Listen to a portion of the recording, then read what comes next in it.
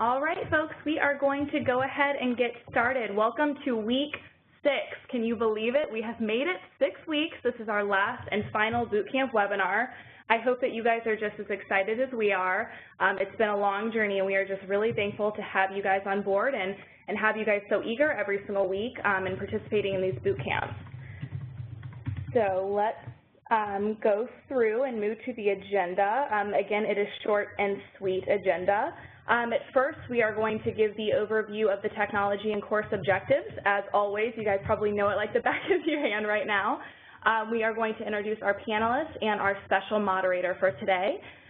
We are going to move into the panel discussion, and then we'll have some time for Q&A and a celebration and wrap-up.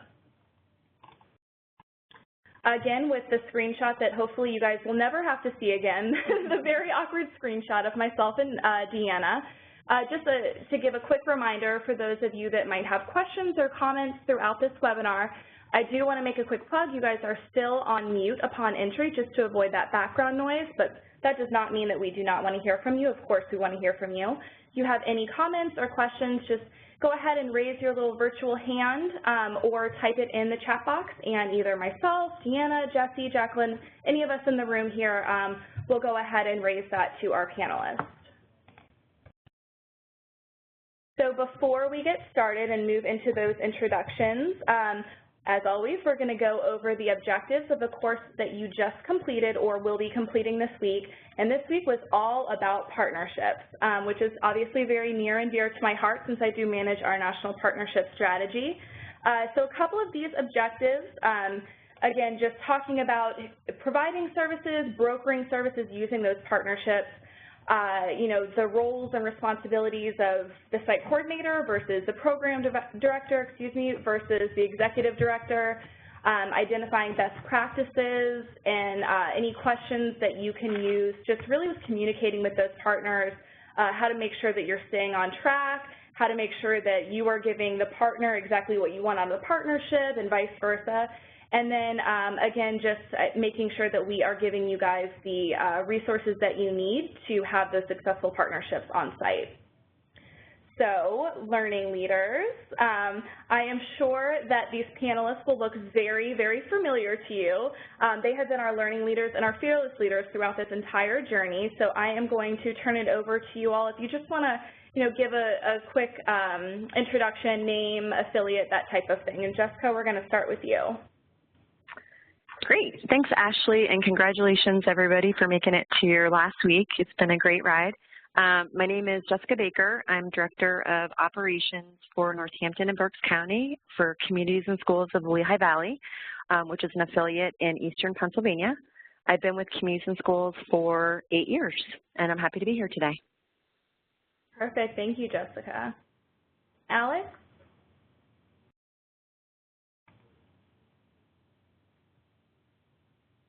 Alex, if you are speaking, we cannot hear you. You might still be on mute. Yeah, that would help, the unmuting myself. It's okay. Yeah. All right. Hello, everyone. I'm Alex Littleton. I am with Communities and Schools of Southwest Virginia and Communities and Schools of New River Valley. I'm currently Program Director, and this is my 3rd year with Communities and Schools. Thank you, Alex. Tasha? Hi, I'm Tasha Moore. I'm the Chief Strategy Officer with Communities and Schools of North Texas, and I've been with CIS for the past 9 years. Thank you. And Daniela, I know you're just joining us on the phone right now. Yeah, my name is Daniela Sheena. I have been with CIS for 6 years now. I'm currently a program manager, started with the organization as a site coordinator, and I'm here in Los Angeles. Perfect. Thank you, Daniela. And like I said, everyone, I know that these ladies look very familiar because they've been with us from the start, but there is a new face in the room that we are very, very excited about today. We have our President and CEO of the Communities and Schools National Office, Dale Urquiaga, with us. We are very, very excited to have him, and I'm just going to go over a brief bio. and let Dale take it from there. So Dale is the President and CEO of Communities and Schools. He most recently served as the Chief Strategy Officer for a Nevada governor, previously served as the State Superintendent of Public Instruction and a Senior Advisor to the Governor. He has worked for the Clark County School District as Executive Director of Government Affairs, Public Policy, and Strategic Planning. He has also served as Director of the Nevada State Department of Museums and was, sorry, I was reading from the slide. I don't know. WebEx has a mind of its own. It's totally fine.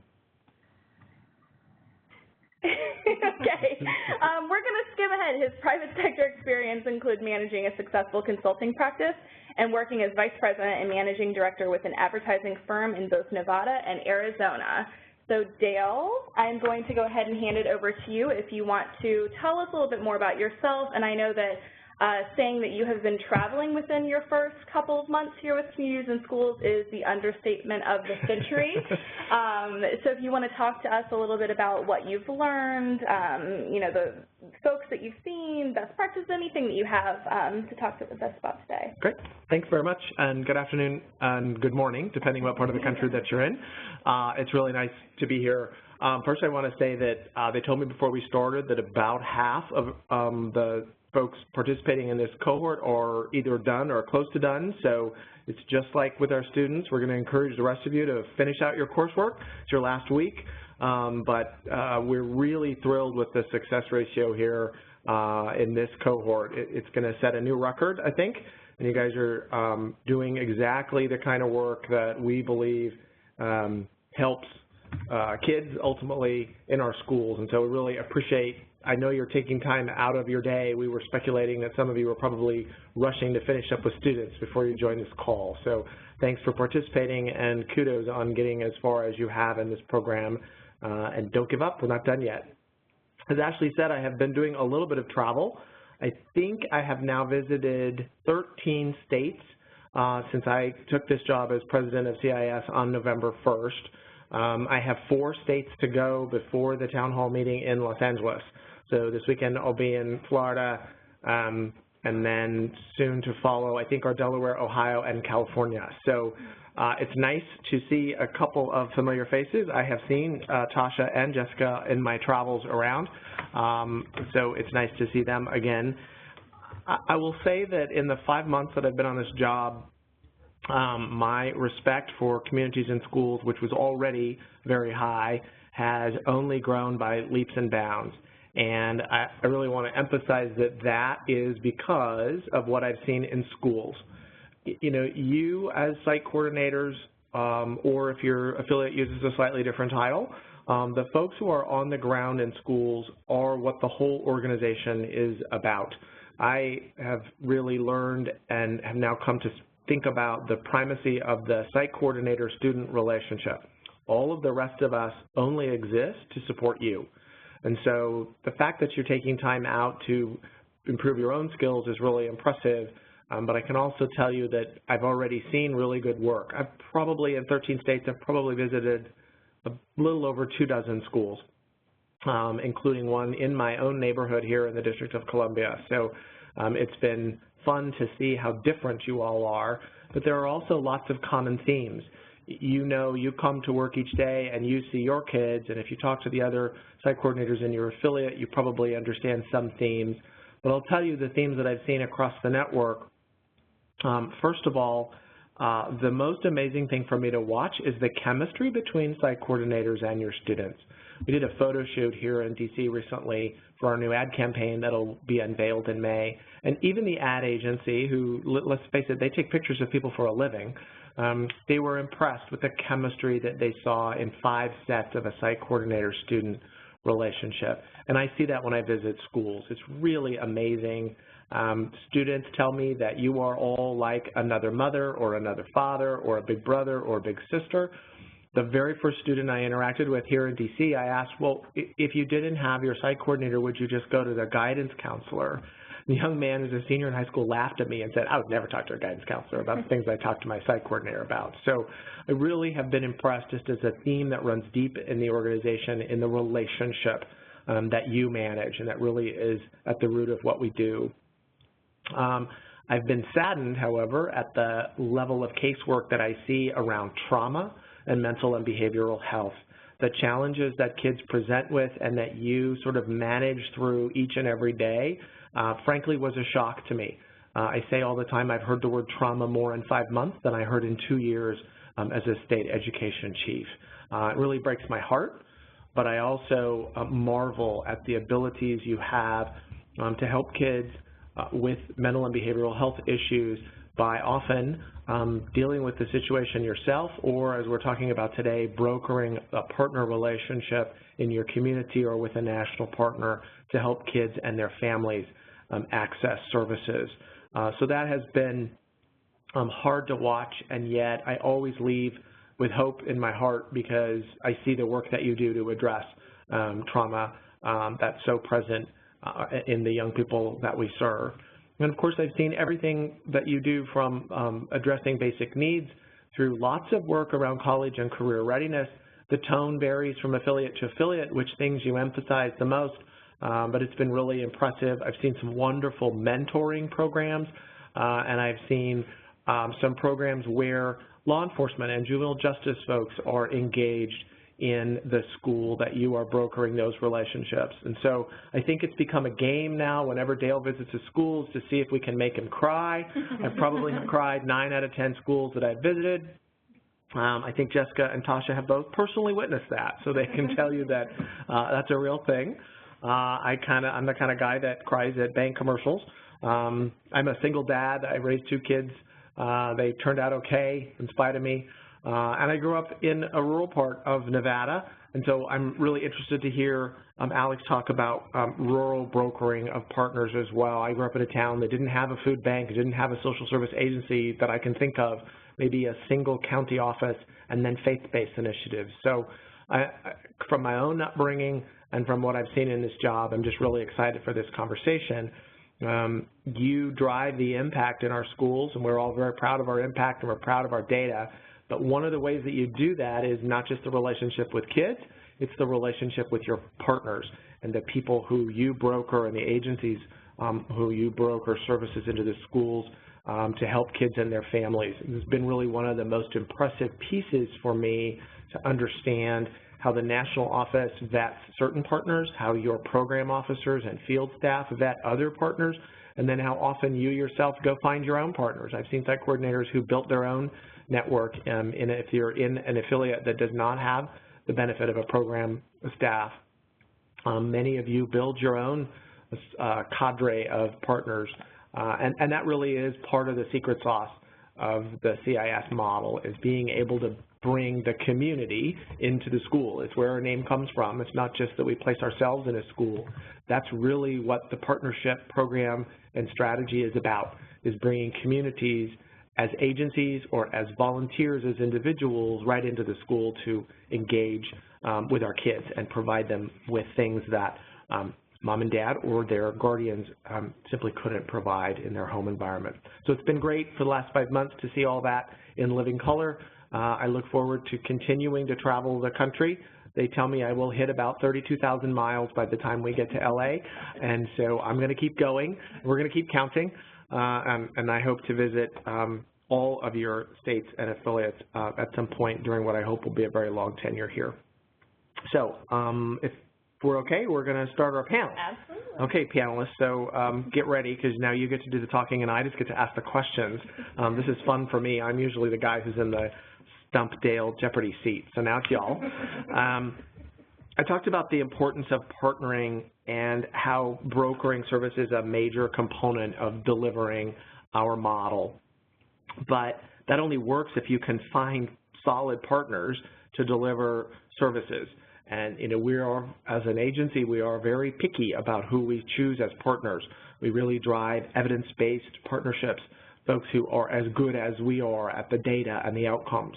And so that's a real challenge. So I'm going to ask Daniela to start and share some insights about what it's like in Los Angeles, where you have lots of folks on the ground providing services to kids, but what's it like in your environment to find and onboard partners? Sure, thanks, Dale. So, you know, like you said, we have a very different situation in which we have so many resources available to us. So when I was thinking about this question, I was thinking about what were some of my learning points when I was at the site level. And I remember when I was first starting, I wanted to bring everybody on, every CBO that came my way. I was excited, I was enthusiastic, and I said, yes, let's do it, let's partner. However, it became very difficult very quick to manage so many different people, and also to ensure that I was being really strategic. So in thinking about onboarding partners, I would say the two tips that I would want to leave everybody with is really being strategic about how you onboard. So referring to your school support plan goals and really staying in line with your school support plan goals when thinking about whole school initiatives. What is it that we're setting forth to do? We spend a lot of time on the needs assessment and developing a strategy and a plan. So how can we align those plans with the CBOs?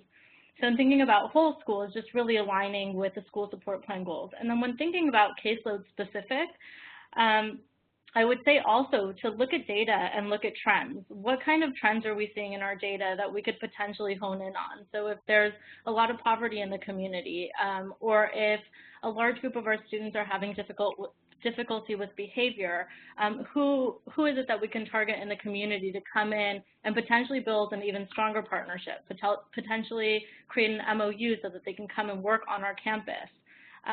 So in doing that, I think that you alleviate a lot of pressure on yourself, but then you're also being a lot more strategic and intentional in your work. So that's that. Great, great. Jessica, you made me cry, I think, in Eastern Pennsylvania. What's it like where you are? You're in very different communities, not you personally, maybe. But you have a very different situation. You took me to places in Allentown, very different from LA. What's that like? Great. Well, yeah, we have we deal with a lot of urban issues in Allentown, Bethlehem, and Easton, and in Reading. And so for us, it's, and some of our communities are a little bit more impoverished than others. So in some of our more impoverished communities where there isn't a tax base to get those nonprofits and partner with them, we have to be really creative. And then in other counties, we do have those resources. So for us, it's been having to be really creative. I think we have to when we're addressing the needs of mental health within our schools.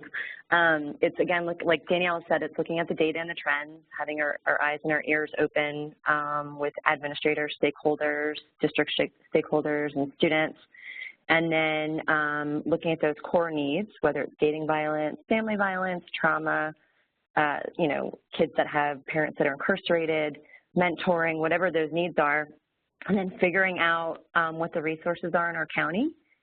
So for us in Lehigh and Northampton County, how it works for us is our counties take a lot of the funds and they move it to nonprofits that have prevention dollars that will then use that money then to go into the schools.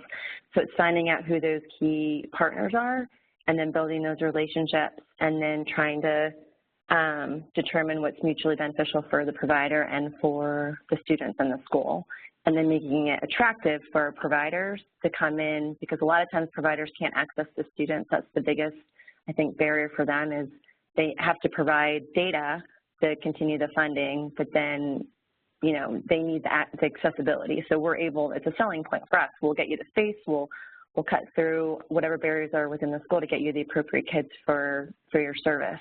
So it's being really intentional about that to move the needle on academic behavior and attendance, whether it's school-wide or with the caseloads. Right. And Alex, you're in a place like where I grew up. What's that like? Well, you know, sometimes it can be fairly difficult for us to find partners to meet our needs. You know, fortunately, we are in the South, and so we rely a lot on a network of churches to provide for needs. Our community is great for providing basic needs, and sometimes they go maybe a little overboard on basic needs, and so that's where we've had to kind of figure out, you know, with our needs assessment, what do our students actually need? And one of the things we found is that they need mentoring and they need one-on-one relationships. You know, our mental health community isn't large enough here to meet all that need, so we are working with a church, and we're working with a hospital to hopefully put in our own mentoring programs in a couple of our sites. And so that's where we've had to kind of get creative on, you know, figuring out what the need is, figuring out who in the community might be able to help us fill that need, and then creating the program and the structure around those volunteers to make the impact that we want on our students. That's great. So one of the things I hear a lot about when I travel is data, right? Do I have to enter all of this data? And you just heard a couple of our learning leaders talk about that. The data part is really important, and you heard all of them talk about the needs assessment. That's all data analysis. So it's a critical part of what we do. Alex also mentioned the issue of when basic needs always comes to the forefront. It's easy in some ways for local partners to deliver clothing or shoes or supplies, and that isn't always what you need. So somebody has to be able to say no, and that comes down to communicating. So we know that communication is a key part of this. It's like any relationship. Communication is important. So I'm going to ask Jessica first, how do you manage that communication back and forth with your partners? Yeah, it's a great question. Thank you. Well, some of our sites have more providers than others, and so for our larger sites that have a school population of close to 3,000 with a lot of active providers, that can mean, you know, 10 providers in a week. It could mean 8 providers in a week. Because we're the hub of all that communication, and ultimately administrators and guidance and parents and students even are looking for reports and kind of a tracking mechanism to know how things are going. And if things are developing with the student in particular, or there's a challenge that's coming up, well, we're the one that they come to. So it's important to have structures in place so that we can speak to that and be legitimate in the work that we do, and then also advocate for our providers or meet challenges with solutions as they arise. So we have a couple forms that we use at a couple of our sites to help that. We have a weekly provider form that providers fill out when they meet with students. So I apologize, I'll have to send a correction. It's probably because I didn't have all the data in, but basically it's an actual, can we click back to that? I'm sorry. Yeah, give me 1 second. You can keep talking. Okay. I can actually pull the form up. Yep. That's perfect. So, yeah, so basically just says it's the provider fills out with whoever the provider is up in the top left, and then it has the student name, their grade, their guidance counselor, because some of our schools have 8 to 10 guidance counselors. The date, the time that they saw the student, because sometimes their kids no-show, or they'll say they're going to see a provider and they're not. We have to really be responsible and on top of that information to follow up with students. And then whatever the notes are, and this is just a sample, these are all made up names.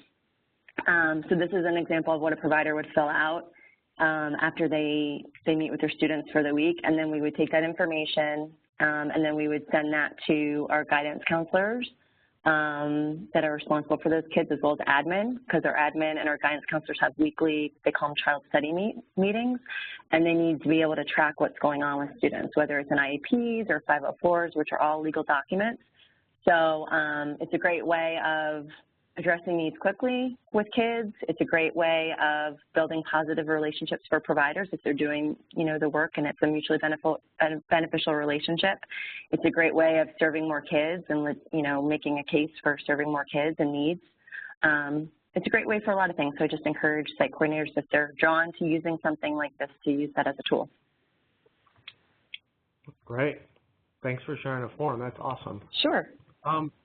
So Tasha, your affiliate has an end-of-year evaluation. So like I get an evaluation from my board or we get from our supervisor, you actually have a process for that, right? We do. So we have partners who have been with us for many years, and it's much more just a phone call or an informal chat over coffee. How's it going?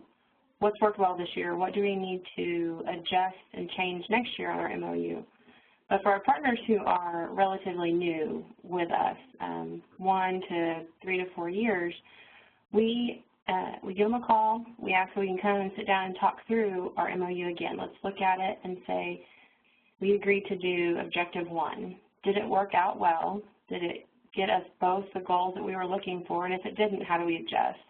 And we just work through that with each one so that we can create a new or updated MOU if needed, so we can move into the next year and still provide consistent quality services with our partners. If something didn't work, then we need to shift how we relate with our partner from maybe a direct bringing them on campus and doing a group work with us to more of a refer out. Then we readjust and we reshape our MOU and how we work together. And when we do those pieces, we always go back to our staff and do partner spotlights at our monthly staff meetings so that they can see what is the same, what is different, highlight the key services that they provide. That's great. You know, one of our learning leaders mentioned access is something we have that partners want in North Texas, and I should say, out of fairness to Jessica, Tasha also made me cry, by the way, when I was in North Texas. And Poppy, who is the executive director there now, was a partner, and one of the things she liked about CIS was the access. So it does draw partners in, but it also means that this management of the relationship and the evaluation is really critical because they want to be there. So we have to be sure that they are actually advancing student outcomes. So that's a great lesson as well. So look, this is, I said, like any relationship, and sometimes relationships don't go well.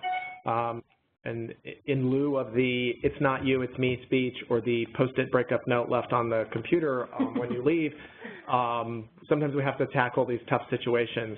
So, Tasha, I think you have a story about a tough conversation. Yeah. So in our area, we have a fairly large unaccompanied homeless youth population. And with that, there are a lot of unique needs and a lot of lack of resources to help that population who fit in this weird gap of living as an adult and functioning as an adult, but not quite an adult. And so trying to find partners who will work with underage youth was difficult. We found one in the community that provides exclusive services to homeless and unaccompanied youth.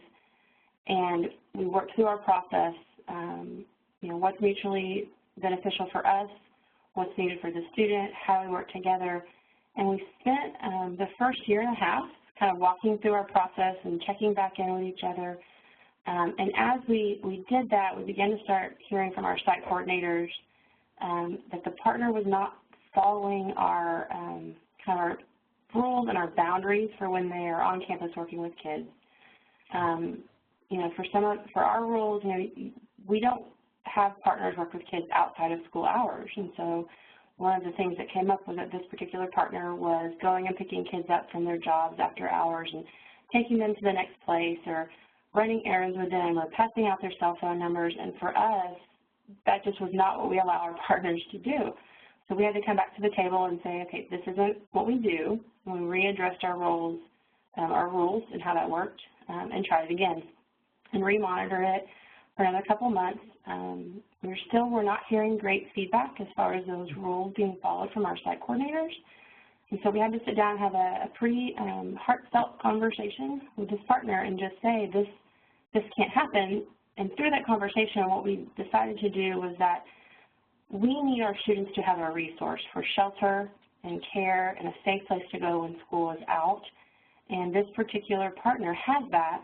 They also want to be able to delve deeper into the lives with students and be their access point outside of school hours. And so we switched the way that our relationship worked from a direct access on campus to a referral source. And so when we come across a student who needs those things, we're able to ask the student, would you be interested in connecting, and go through a referral process and connect them instead of bringing that person on campus. So it was a difficult conversation to say, you're not following our agreed upon the way our MOU is structured, so let's restructure it and see if that works better for students. And so it was a hard conversation, but it has worked out well for us.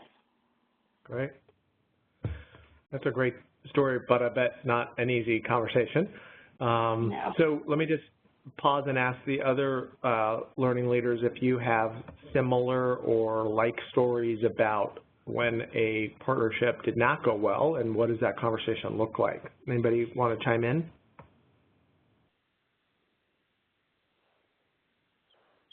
We had that, it's Jessica Dale. We had that situation at one of our high schools where a provider was not showing up when they were supposed to and not holding up to their end of seeing kids when they were supposed to, so we had to get our administration involved with that just because it was an already established partnership between the district and the provider. So once the expectations were made very clear and there was a very set framework of what the expectations were, and that came from the district more, we were there more as a liaison to support, we were able to hash it out and flush it out, and it was a successful outcome. But they were uncomfortable conversations initially. Yeah. And, you know, it's kind of crazy because after hearing both of your stories, this is Ashley Chapman from the national office.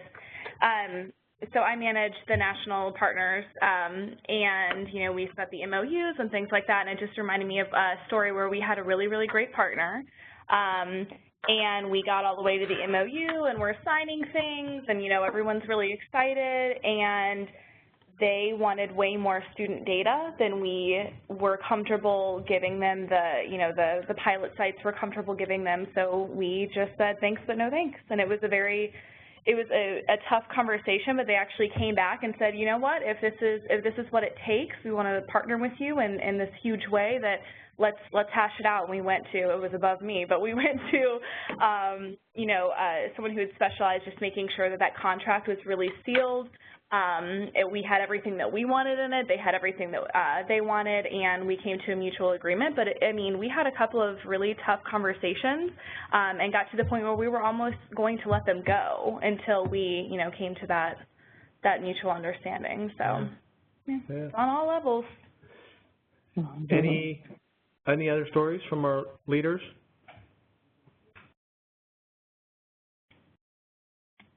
So a couple common themes there. This notion of the MOU or the contract agreement, really critical. If you have a problem, you have something to go back to. It's not a game of he said, she said. That sounds really important to me. And the critical conversation, again, this is a relationship, so the thing I've never been good at in a relationship are those hard conversations. This is really an important skill for a site coordinator. But I would say, remember the other thing we heard there so much was central office became involved, or we went to the district. So this is not an area where a site coordinator should feel that he or she is alone and I have to solve this problem in this relationship that's gone awry. This is a thing where you draw to your office, or you draw your principal, or you draw your school district into the conversation, because the stories about the impact on student lives and the stewardship role we have over student data or their personal lives, pretty important. And so you don't want to feel like you're going this one alone, is what I heard from our experts there. So thanks for those bits of advice. So enough about when the relationship is not great. Let's talk about best practices, things that go really well. I know that all of our learning leaders have great examples either from when they were site coordinators or as program directors. So Daniela, we're going to start with you this time.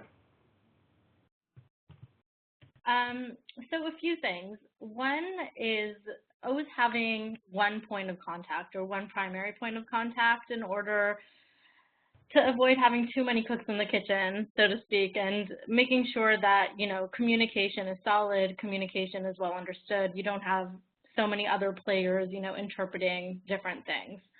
I think that was very handy to me when I was at the school site, and I still continue to see that being a really solid best practice with the school sites that I oversee as well. The other piece is really knowing and understanding your partner's mission, vision, and priorities. I think sometimes we get so consumed in our day-to-day and what we're looking to seek out and the initiatives and the goals that we're trying to reach, that we forget about the fact that our partners also have these goals and they have a mission and they also have different benchmarks that they need to reach. And so really coming to a place where you can have a conversation and understand what they're looking for allows for an opportunity to see where there's overlap. A lot of times there's a lot of overlap. And at times you can even become a resource to that partner as well. So it becomes more of a mutual relationship as opposed to just the IS going out and receiving a service. It's a give and take. I have an example of that. We were working with City Year for a couple of years at the middle school that I worked at. City Year, for those of you that don't know, is an amazing organization. They come out and they bring about 18 to 20 volunteers, young volunteers that come and tutor and mentor our students. And they're in the classroom on a day-to-day basis, building relationships with the students and really helping them academically, first and foremost. And so in working with their program manager, we were able to kind of identify where the overlap was. What are some of the needs that they potentially have that we can come in and support them with, and vice versa. And so then we established office hours for their core members. So the volunteers that were on site were able to come into our office to kind of consult with us around students that they were having difficulty engaging with, or students that they were a little bit concerned about. So we were there to support them. We were there for consultation purposes. But then in addition to that, they were able to help us monitor those students on a day-to-day basis. It was far beyond our capacity to be able to be in those classrooms every day, see what was going on, help them academically. And so that give and take relationship started to happen, and it was amazing. So those are two. One other one is just always monitoring and evaluating your partnerships from different angles. So yes, we look at data, you know, we have our point of contact, but also incorporate parents' perspectives and students' perspectives and teachers' perspectives, anyone that is involved with that partnership, just to always make sure that people are getting and receiving the services that they need to receive in a way that's effective. Great. That's great advice. Alex, how about you? You know, where we are rural and our partners are not, can sometimes be hard to come by. We find that our site coordinators are lots of times providing the direct services. So if we can find ways to pull in the churches or others in the community to support those efforts, like we did some small groups at the middle school, and though we didn't have a partner come in to do the groups, we did have a partner that bought the curriculum and helped pay for the materials that were needed to run the small groups. Or if we've got churches that are providing snack packs every week, we try to find other ways for them to be involved. Like we had one church host an attendance workshop for us that is located right in the community that we're serving. We also try to rely on the non-place-based programs that we can find, like Girls on the Run. We have 2 of our site schools that use Girls on the Run. So we can use partners that have everything ready to go for us. Even though we're providing the service, it makes it easier on our site coordinators to do that. Great. That's awesome. Jessica, how about you? So for us, definitely keeping the focus of the importance of checking in with parents and students to see how services are going, because our students, it's a fluid process and our kids are changing. At any moment their life can change, so it's really keeping our awareness around that.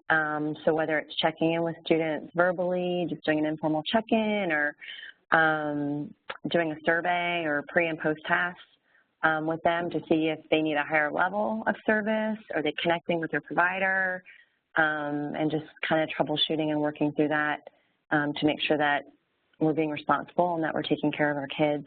And certainly with parents as well, because we want to engage them in school as well. So it's, you know, having those informal conversations with parents and seeing if they're happy with the services and what their feedback is so that we can tweak and adjust where it might be needed. Yeah, that's great. We forget a lot in life who the customer is, and so asking for student voice and asking for parent voice, we don't get to interact with parents sometimes. So the fact that you seek that out, I think that's really important. They give us can give us really good feedback on whether it really works for them, and it's really, at the end of the day, we serve kids and families, so that's great. Thank you all. One of my favorite parts of CIS is stories of about our kids and about our site coordinators. I love stories. My staff here is all giggling because they are really tired of hearing me tell stories. But I'm going to let our learning leaders tell some stories about an example when a partnership really had an impact on trajectory of a kid or the case management of an individual student. So tell us, if you can, who was the partner, how did you find them, and really what was the outcome or outcomes-based. So I'll just throw it open. Whoever wants to go first can go first.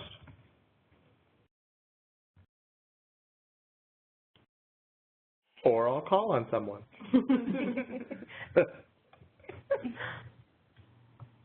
I can share. This is Tasha. Great. We have a wonderful partner. It's our local community college. And for the last year and a half to 2 years, they have been wonderful supporters. We found out and kind of began to partner with them through just one of our site coordinators. Site coordinator recognized that the students on the campus needed they needed to know about college. They needed to know about education and what life could be after high school. But the barriers that the students were facing was, I don't know if I have the money to go. I don't really speak the English language. I'm not confident that I could go and just walk into a regular college class. So they did a lot of work with a lot of the community colleges and universities in our area, and they found the North Central Texas Community College, who just with open arms said, what do you need, what do you want? And they've done everything for us, from coming in and providing workshops for our parents so that our parents understand, here's what college could look like for your child. Here's what it could do for your child. Here's what it could do for you if you want to come back to college. They've helped our students fill out applications. They've helped them fill out scholarship forms. They've hosted summer camps for our students, and just, again, open, welcoming arms. One of the my favorite stories from our partnership with them is that they, because they came on campus and they knew our students and they helped them with applications and they helped them with scholarships and explained those different pieces, we had 7 of our graduating seniors last year who, when they started 11th grade, had absolutely no clue what college was, and if they would go, they were all English language learners, and so the American education system was foreign to them. But through the work with the site coordinator and our partner, they all got accepted to college, they all received scholarships, and now they're, a handful of them actually serve with that partner and their leadership group on the campus. So it's a great experience for them. Yeah, that's amazing. Anybody else? One of our other leaders got a story? I would share one. This is Jessica.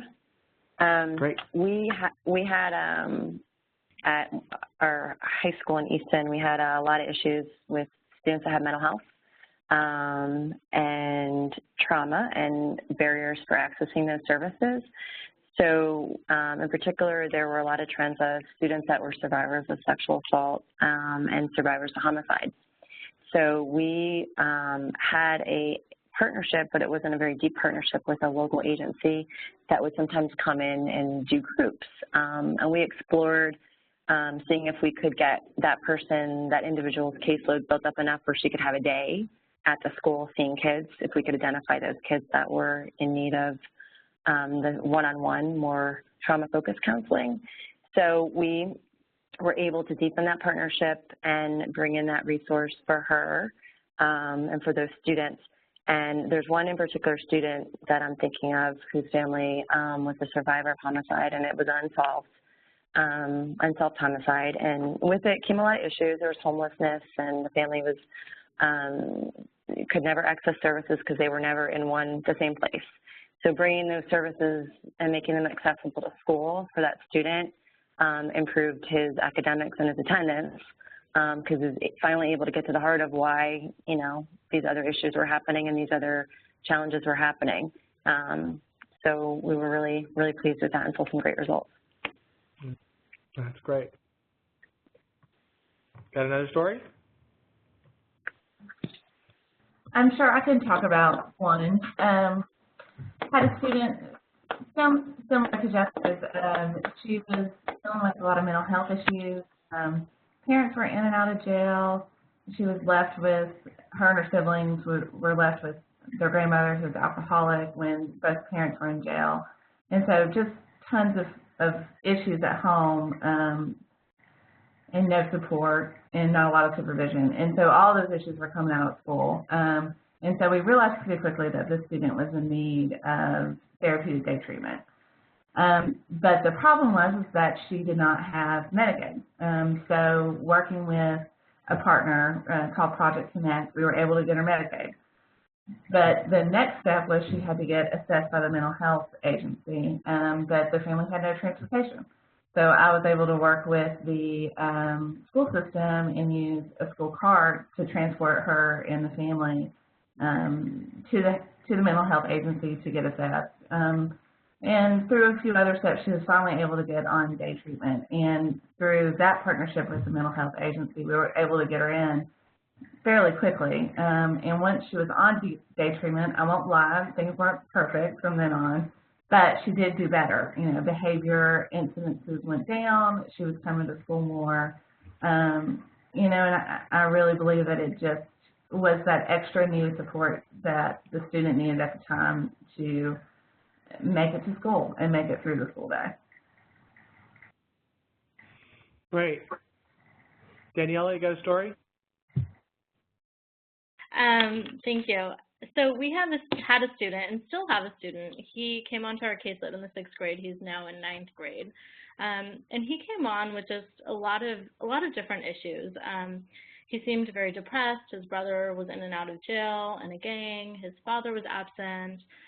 His mom had a lot of health issues going on, and they were also constantly struggling with poverty. And so the student is kind of a really good example of how we surrounded him with not just one organization, but many different organizations that really helped lift him up. And over the course of time, it wasn't from one day to the next, but we connected him particularly with mental health, and they worked a lot with him on his depression, and then also found that, you know, there were some PTSD issues going on, and working with him around his motivation as well.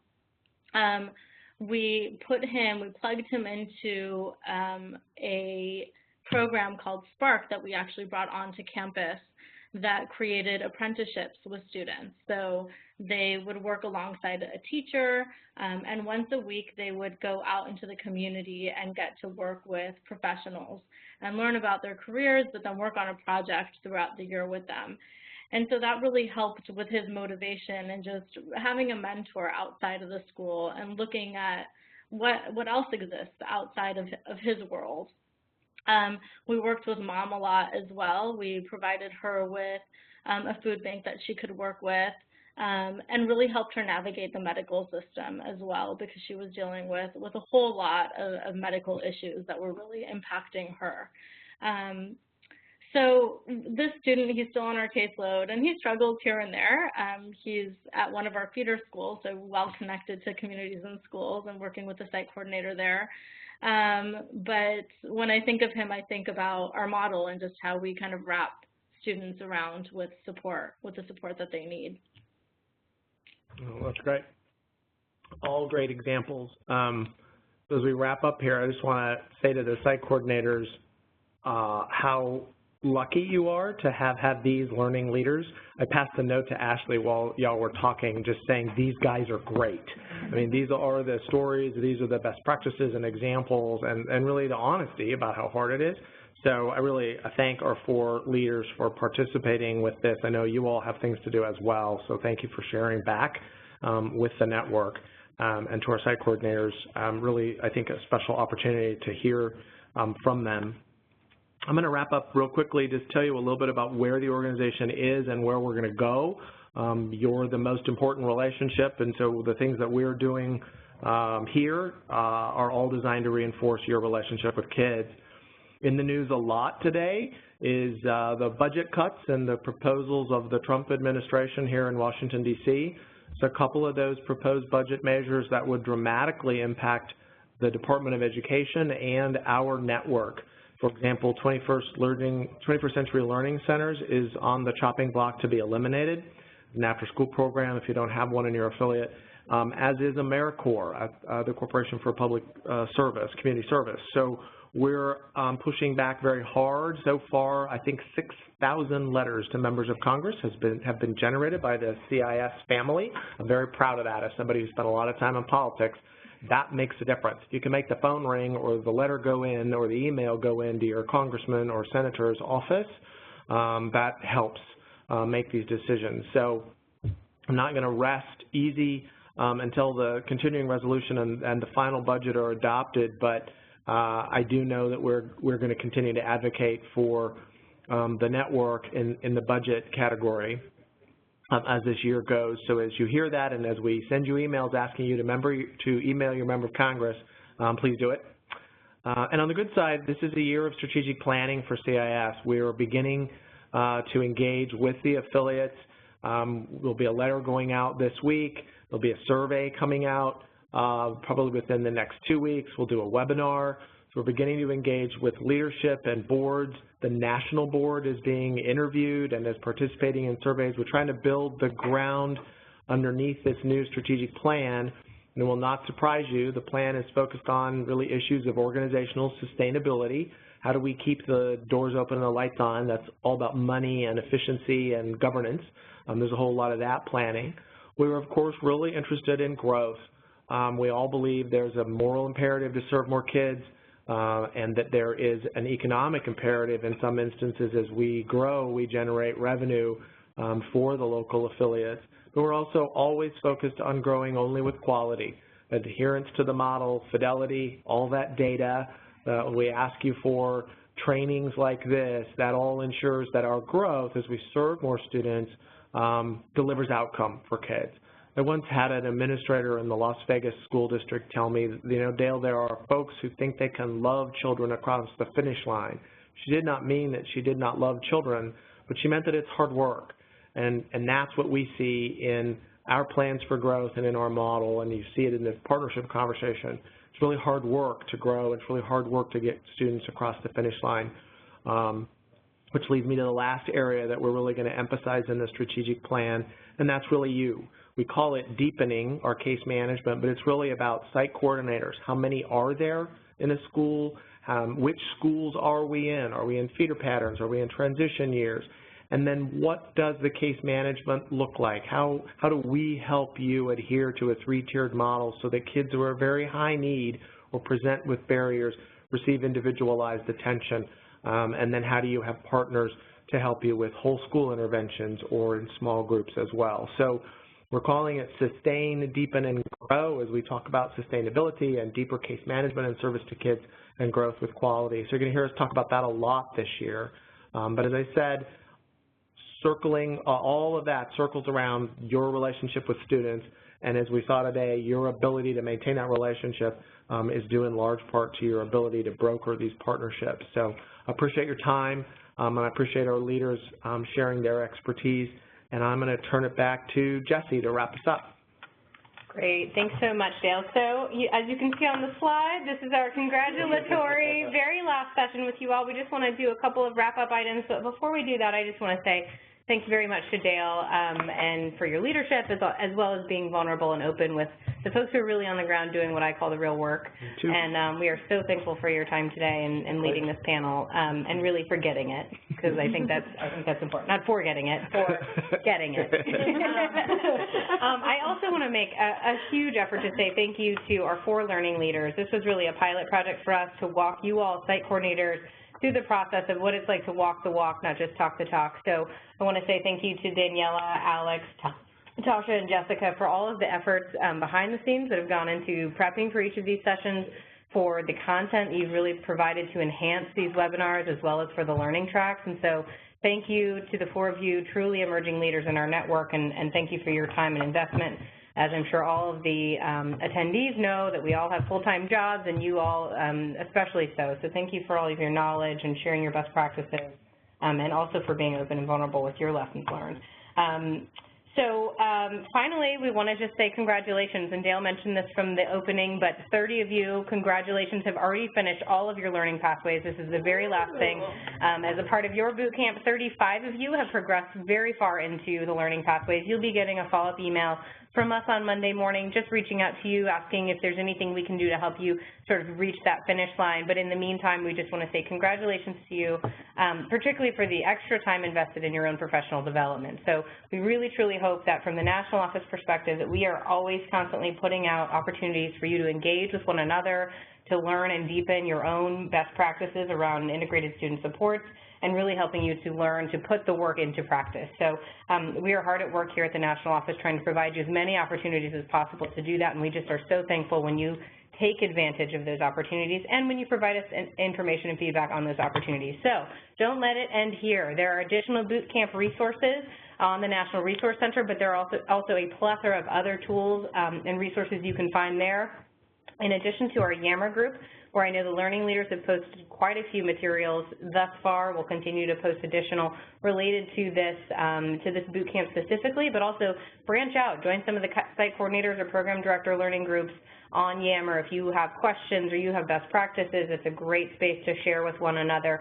And then finally, as follow-up, you're always welcome to contact us at CISUbootcamp@cisnet.org. You can also always reach out at the Contact Us form on the main page of the National Resource Center if you're looking for tools and resources, guidance, or ways to get engaged with your peers. Please don't hesitate to do that. So finally, thank you so much for those in the room and those on the phone who've made this happen. We are so excited. Congratulations again for finishing your Site Coordinator Learning Pathway Boot Camp. Congratulations, everyone. Have a great rest of the day. Thanks, y'all.